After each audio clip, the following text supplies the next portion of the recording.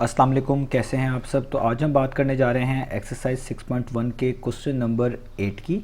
मेरे पास एक class 9th maths की बुक है साइंस ग्रुप की, और उसका चैप्टर नंबर 6 चल रहा है जिसका नाम है अलजेब्रिक मैनिपुलेशंस। तो क्लास 9th मैथमेटिक्स से रिलेटेड डिफरेंट सॉल्यूशंस मैं अपने चैनल पर कवर कर चुका हूं। मैंने हर चैप्टर के लिए सेपरेट प्लेलिस्ट बनाई हुई है। अगर आप क्लास 9 से रिलेटेड सोल्यूशन में इंटरेस्टेड हैं तो आप मेरे चैनल पर प्लेलिस्ट वाला सेक्शन देख सकते हैं। आपको वहाँ पर तमाम सोल्यूशंस जो अभी तक मैंने अपलोड किए हैं वो सब के सब एक जगह पर मिल जाएंगे। मैंने इस चैप्टर की भी प्लेलिस्ट बना दी है, उसका भी लिंक जो है मैंने दिया हुआ है नीचे डिस्क्रिप्शन में। आप उस पर क्लिक करेंगे तो इस चैप्टर की प्लेलिस्ट ओपन हो जाएगी और तमाम कंटेंट एक जगह पर मिल जाएगा। तो आइए अब हम स्टार्ट कर लेते हैं क्वेश्चन नंबर 8 को। क्वेश्चन नंबर 8 की हम यहीं से स्टेटमेंट रीड करेंगे, इसको समझेंगे और फिर इसको हम सॉल्व करेंगे।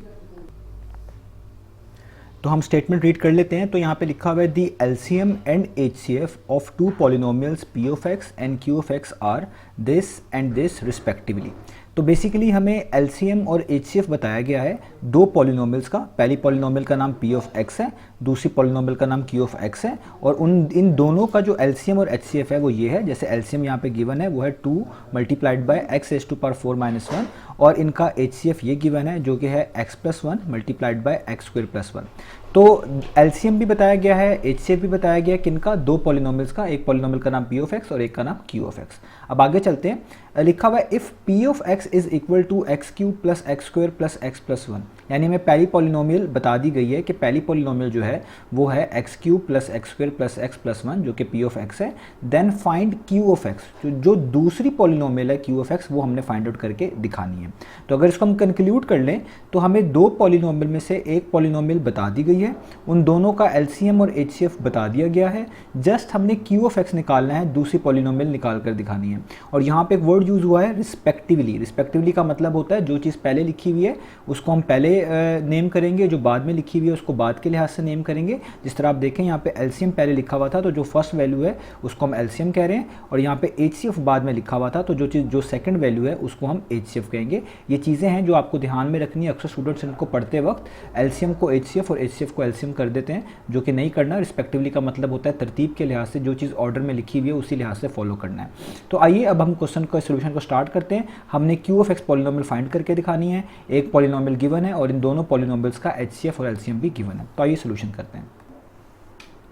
तो मैंने यहाँ पे क्वेश्चन की स्टेटमेंट को एक बार दोबारा लिख दिया ताकि आपके लिए आसानी रहे। तो अब हमें देखें क्या क्या चीज़ गिवन है। अगर हम यहाँ पे डाटा लिख लें तो हमें सबसे पहले एलसीएम गिवन है। तो मैं यहाँ पे गिवन डाटा लिखने लगा हूँ। तो हमारे पास एलसीएम गिवन है, वो कितना है, वो है 2 multiplied by X raise to power 4 - 1। और हमारे पास यहाँ पर एचसीएफ भी गिवन है, मैं यहाँ पे वो भी मेंशन कर देता हूँ। हमारे पास एचसीएफ कितना है, वो है x + 1 multiplied by x square + 1। ये दोनों चीज़ें ब्रैकेट्स के अंदर हैं।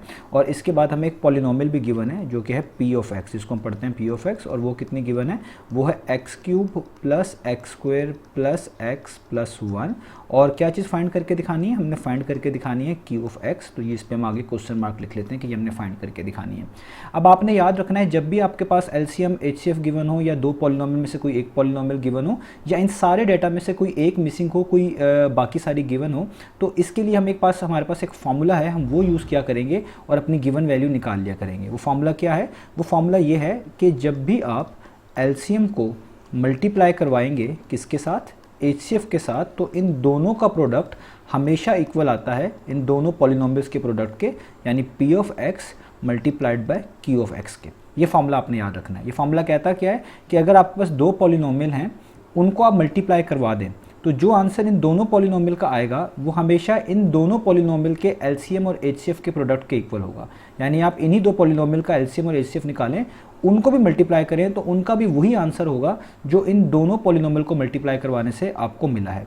और इस फॉर्मूले की मदद से आप इनमें से अगर सारी चीज़ें गिवन हो, कोई एक मिसिंग हो, तो वो आप निकाल सकते हैं। जिस तरह हमें आप देखें यहाँ पे क्यू ऑफ एक्स मिसिंग है, बाकी सारी वैल्यूज़ हमारे पास गिवन है, तो वो हम इसी फॉर्मूले के ज़रिए निकाल सकते हैं। ठीक है, तो अब हमने क्या करना है, जैसे वैल्यूज़ पुट करनी है। तो एलसीएम की वैल्यू ऊपर गिवन है, हम एलसीएम के नीचे पुट कर देते हैं, वो है 2 multiplied by X raise to power 4 - 1। आगे एचसीएफ की वैल्यू गिवन है, वो हमारे पास कितनी है, वो है x + 1, और आगे मल्टीप्लाई हो रही है एक्स स्क्वायर + 1 के साथ, और इक्वल टू का साइन डालते हैं। पी ऑफ एक्स भी हमारे पास गिवन है, ये ऊपर लिखी हुई है X cube plus X square + 1। तो मैं यहाँ पे लिख देता हूँ x cube plus X square plus x + 1, और आगे क्या मल्टीप्लाई कर देते हैं क्यू ऑफ एक्स, ये हमने फाइंड आउट करनी है। तो इसको हम as it is note down कर लेते हैं यहाँ पे ऐसे के ऐसे। अब हमने जस्ट इनको सॉल्व करना है, तो ये जो सारी चीज़ लेफ्ट साइड पे लिखी हुई है मैं इसको इस तरह लिख सकता हूँ 2 मल्टीप्लाइड बाय x4 माइनस 1, यानी मल्टीप्लिकेशन का साइन हटा रहा हूँ, एक तरह का इन सारों को एक इकट्ठा लिख करके लिख रहा हूँ। इसका मतलब भी यही है कि ये बेसिकली मल्टीप्लाई हो रहे हैं। इसका भी मैं आपको बताऊंगा कि मैं अभी इनको फर्दर क्यों नहीं सॉल्व कर रहा, क्योंकि मेरे पास यहाँ पे एक ऐसी एक्सप्रेशन है जो कि मुझे लगता है सॉल्व होने के बाद इनमें से कुछ चीज़ों को कट कर देगी, तो इस वजह से मैं अभी इसको ऐसे ही लिख रहा हूँ।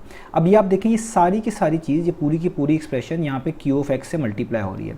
तो नेक्स्ट स्टेप में आप इस सारी चीज़ को यहाँ पे लाके क्या कर सकते हैं, डिवाइड, जो कि मैं करने लगा हूँ। मैं इस सारी चीज़ को डिवाइड करने लगा हूँ किससे, x cube plus X square plus X plus 1 से, और यहाँ पे जस्ट हमारे पास क्या बच जाएगा, ये क्यू ऑफ एक्स। और आपको पता है हमने जो चीज़ फाइंड आउट करनी होती है हम उसको आइसोलेट करते हैं, उसको सेपरेट कर लेते हैं, बाकी तमाम चीज़ों को सेपरेट कर लेते हैं। अब जो ऊपर वाली चीज़ है उसको मैं वैसे का वैसे ही लिख रहा हूँ, 2x raise to power 4 minus 1 x plus 1 और एक्स स्क्वायर प्लस 1। और ये मैंने चैप्टर नंबर 5 में बताया था, जब आपके पास 4 टर्म्स आ रही हों तो आप देखा करें कि इनमें से अगर हम दो में से कुछ ना कुछ कॉमन निकालें तो तब ये क्या फैक्टराइज हो सकती हैं, सॉल्व हो सकती हैं। क्योंकि अक्सर औकात 4 टर्म्स में अगर आप पेयर बना लें, जैसे इन पहले 2 को शामिल कर लें और इन नेक्स्ट 2 को शामिल कर लें और इनमें से कुछ कॉमन वगैरह ढूंढें, तो ये ज़्यादा अच्छे तरीके से सिंप्लीफाई हो जाती है।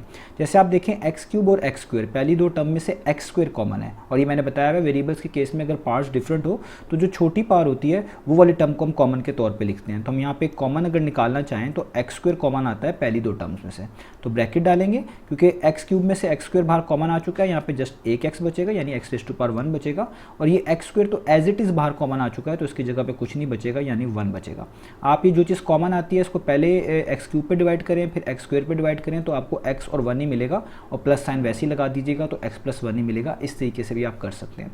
नेक्स्ट 2 टर्म में देखें कुछ भी कॉमन नहीं है, तो जिसमें कुछ भी कॉमन नहीं होता हम 1 को कॉमन लिखते हैं, तो मैंने बाहर 1 कॉमन लिख लिया और ब्रैकेट डालूंगा और x प्लस 1 को वैसे का वैसे ही लिख दूंगा, और यहाँ पे जो q ऑफ x है ये भी मैं वैसे का वैसे ही उतार लूँगा।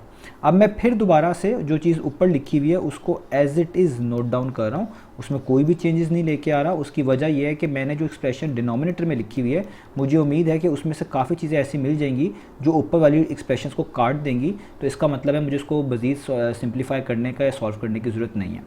अब आप लोग जानते हैं जब आपके पास इस तरह का कोई एक्सप्रेशन बन जाए जिसमें यहाँ पे 2 चीज़ें सेम लिखी हों, जैसे आप देखें एक्स प्लस 1 इधर भी सेम है इधर भी सेम है और बीच में प्लस का साइन है, तो इसका मतलब आप इनको भी कॉमन के तौर पर लिख सकते हैं। और मैंने चैप्टर नंबर 5 में भी बताई हुई ये चीज़ें, क्योंकि फैक्टराइजेशन से रिलेटेड थी, कि जो चीज़ यहाँ पे सेम हो रही होती है उसको आप एक दफ़ा लिख लें कॉमन के तौर पे, यानी यहाँ पे भी एक्स प्लस 1 है, यहाँ पे भी एक्स प्लस 1 है, इसको आप 1 टाइम लिख लें इस तरीके से ब्रैकेट में, तो ये एक तरह का कॉमन आ जाता है। और इसके बाद जो चीज़ बचती है ब्रैकेट्स के बाहर उनको भी मिलाकर ब्रैकेट्स के अंदर एक बार लिख लें, यानी एक्स स्क्वायर प्लस 1, और ये प्लस 1 बच रहा है तो इनको भी ब्रैकेट के अंदर इस तरीके से लिख लें एक्स स्क्वायर प्लस 1, और यहाँ पे आपके पास क्या आ जाएगा क्यू ऑफ एक्स वैसे का वैसे ही। अब आप नोटिस करें इसके अंदर कैंसिलेशन होती है, जो कि मैं डिफरेंट कलर से शो कर देता हूँ आपको। आप देखें ऊपर सारी चीज़ें मल्टीप्लाई हो रही है, नीचे सारी एक्सप्रेशन आपस में मल्टीप्लाई हो रही है, इसका मतलब आप कैंसिलेशन कर सकते हैं। तो ये वाला x प्लस 1 इस वाले x प्लस 1 से क्या हो जाएगा कैंसिल आउट, और ये वाला एक्स स्क्वायर प्लस 1 इस वाले एक्स स्क्वायर प्लस 1 से हो जाएगा कैंसिल आउट। तो अब आपको पता चला होगा कि मैंने क्यों ऊपर जो है ज़्यादा सिंप्लीफिकेशन नहीं की और नीचे सिंप्लीफिकेशन करी। उसकी वजह यही थी कि मुझे पता चल गया था कि जो नीचे चीज़ लिखी हुई है उसी की मदद से ऊपर वाली काफ़ी एक्सप्रेशंस कैंसिल आउट हो जानी है, इसलिए मैंने ज़्यादा टाइम ऊपर की सिंप्लीफिकेशन में ज़ाया नहीं किया। तो अब हमारे पास जो चीज़ बची है ऊपर वो बची है 2 multiplied by X raise to power 4 minus 1, क्योंकि बाकी सारी चीज़ तो कैंसिल आउट हो चुकी हैं, और जो ये क्यू ऑफ एक्स है ये आप वैसे का वैसे उतार लें। तो ये वो वैल्यू थी जो कि बेसिकली हमने क्या करके दिखानी थी, फाइंड करके दिखानी थी। तो हमारी एक पॉलिनोमियल अगर पी ऑफ एक्स थी, जो दूसरी फाइंड करनी थी क्यू ऑफ एक्स, वो हमें मिल गई है, वो है 2 multiplied by X raise to power 4 minus 1। तो ये हो गया हमारे पास यहाँ पर क्वेश्चन खत्म। इंशाल्लाह नेक्स्ट वीडियो में मिलेंगे बाकी सोल्यूशंस के साथ।